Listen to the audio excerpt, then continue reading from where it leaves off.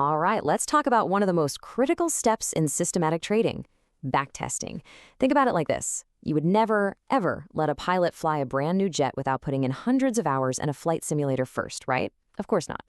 Well, backtesting, that is the flight simulator for your trading strategy. It's where you find out if your idea can actually fly. So here's our game plan. We're going to start with what this flight simulator actually is.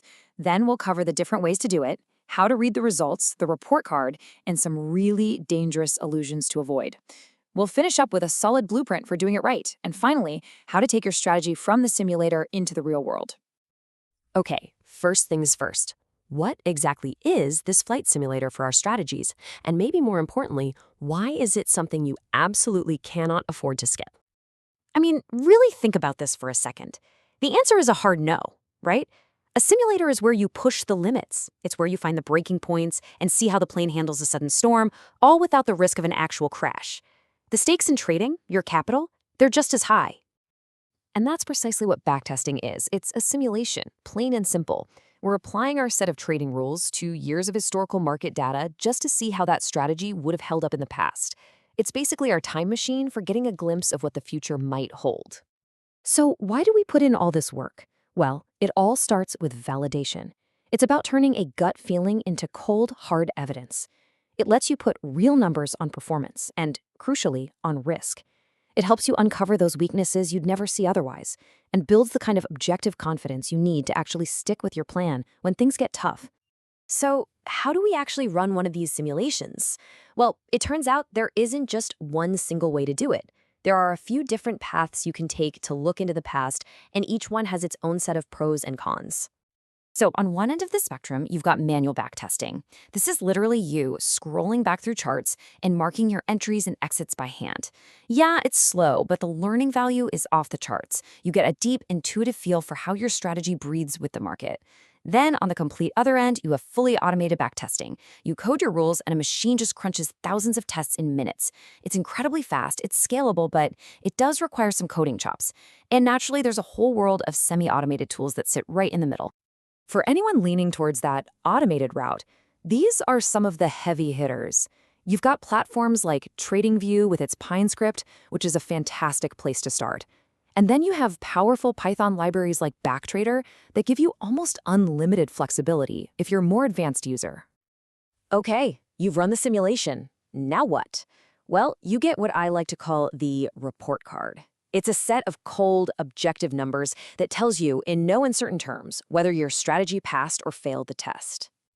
And these are the key grades you're looking for. The profit factor, for instance, tells you exactly how many dollars you made for every single dollar you lost. Win rate is simple, yeah, but honestly, it can be a bit misleading by itself. And the Sharpe ratio, that one is absolutely crucial. It measures your return after you account for the risk you took. A strategy with slightly lower returns but way less volatility can often be the real winner. But look, if you only pay attention to one number on this entire report card, make it this one, maximum drawdown. This is, without a doubt, the single most important measure of risk. It tells you the biggest gut-wrenching drop your account would have taken from a peak. And this isn't just a number, it's a deep psychological test. Could you really watch your capital drop by, say, 30% and not panic? Could you stick to the plan? That's the question this number asks. Okay, now we need to get serious, because a bad backtest, that's actually worse than no backtest at all. It gives you this false confidence, this dangerous illusion of safety. So let's talk about the common traps and biases that can make a terrible strategy look like the Holy Grail. First up, survivorship bias. That's when you only test on stocks that are still around today, completely forgetting all the ones that went bankrupt along the way. Then there's look-ahead bias, which is basically cheating. It's using data from the future to make a decision in the past. But maybe the biggest trap of all is over-optimization, or curve fitting. That's when you tweak your strategy so perfectly to past data that it has absolutely no chance of working in the future. Oh, and of course, don't forget to factor in real-world costs like commissions and slippage. All right, we've seen the dangers, we know the traps. Now, let's build the solution. This is your blueprint, your step-by-step checklist for running a robust, reliable backtest that you can actually hang your hat on. You want to follow these steps like your life depends on it. Start with clean data that covers multiple market cycles.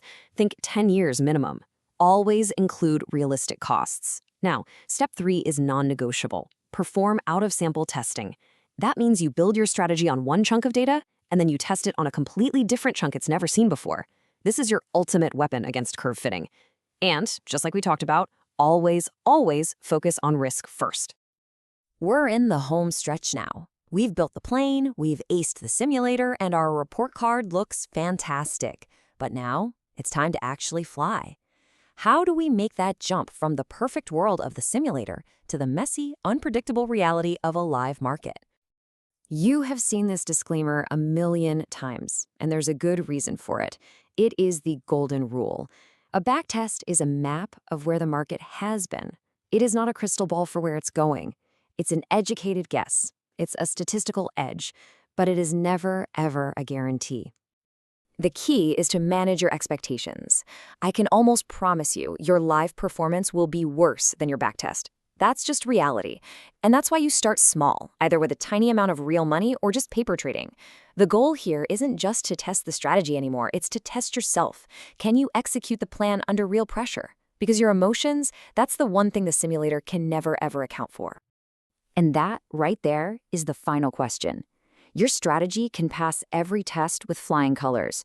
Your backtest can prove it has a real statistical edge. But it can't click the mouse for you. It can't keep you calm when you're on a losing streak. The strategy passed the simulator, but the biggest variable will always be the pilot in the chair. The question is, are you ready?